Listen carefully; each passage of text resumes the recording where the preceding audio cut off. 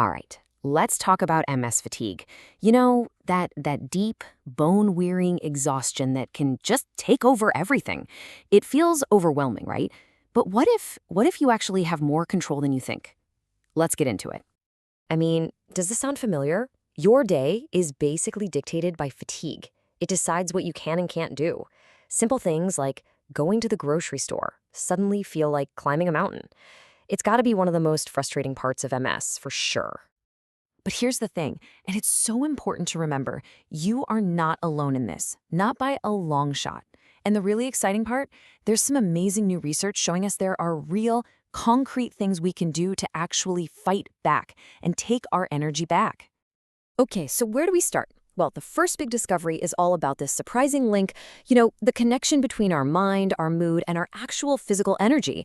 It's way more powerful than most of us realize. So, science is now backing up what so many people have felt for years. There's a direct, measurable link between how you're feeling emotionally and how hard that fatigue hits you day to day. And here's how it played out in the study. It's pretty straightforward. When people in the study focused on improving their mood, working on reducing signs of depression, that crushing fatigue started to loosen its grip. The takeaway is just so clear. Lift the weight off your mind, and you literally lift the weight off your body. This really changes how we should think about this, doesn't it? Mental health isn't some separate fuzzy thing over here. Nope, it's a hands-on therapeutic tool. So when you invest in it, whether that's through finding joy, talking to someone, or practicing mindfulness, you're not just being positive, you're using a direct strategy to manage a very, very real physical symptom. All right, so that's the mind. Now let's talk about the body, because this next discovery builds right on top of that idea. We're going to look at the power on your plate, how what you eat can be another incredible tool against fatigue. And look, this isn't just some vague eat healthy advice. This comes from a really high-quality study, a randomized controlled trial. That's basically the gold standard in science. They wanted to know, could a specific diet actually make a difference with MS fatigue? So here's what they tested. It was a really specific low-fat diet. The people in this group had to keep their daily calories from fat under 20%. That was the big change. So, what happened? The results were pretty incredible, honestly. The group that stuck to that low-fat diet, they reported a way bigger improvement in their fatigue than the other group. I mean, it's just such a clear-cut example of how powerful nutrition can be.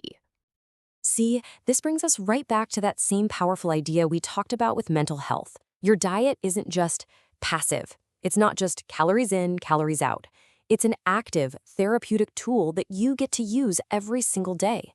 This is all about putting the power back in your hands so you can manage the disease instead of the other way around.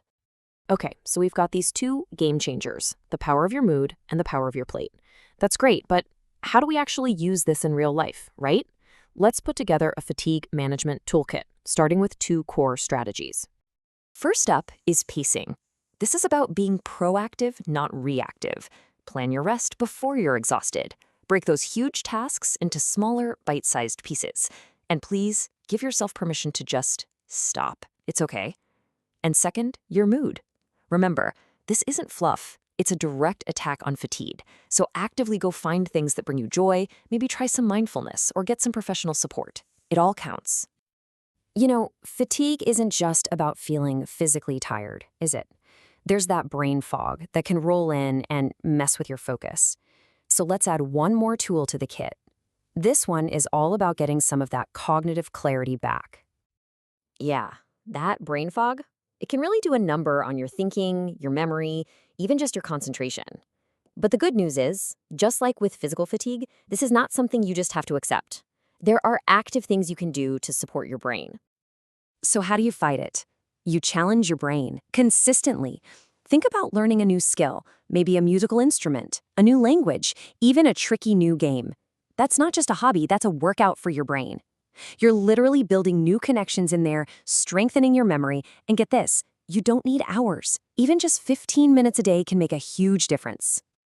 Okay, let's pull all these threads together. What all this is really telling us is that your lifestyle choices, they aren't just little things on the side. What you eat, how you look after your mood, the ways you challenge your brain, these things have a real, powerful medical impact on your health. So the big takeaway here is this. You get to make the rules. Your mood? That's a powerful tool. Your diet? That's a form of therapy. You have the strength to set your own boundaries and pace yourself. At the end of the day, you are in the driver's seat. And so that leaves us with just one last question for you to think about.